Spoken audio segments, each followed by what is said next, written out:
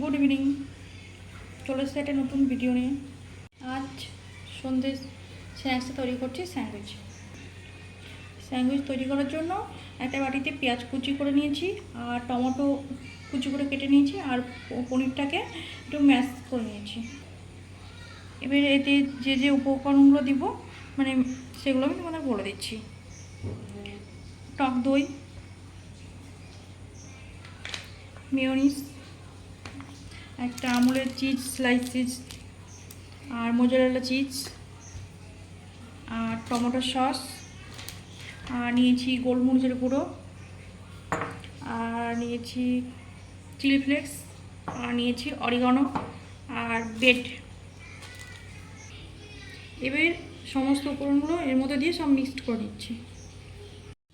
এবারে এতে একটু সামান্য লবণ দিয়ে দিলাম। এবার আমি এগুলো ভালোভাবে মিক্স করে নিচ্ছি।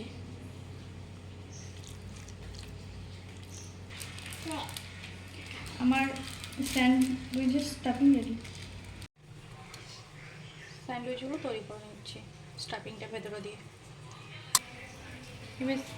এবার স্যান্ডউইচগুলো সেঁকে নেব।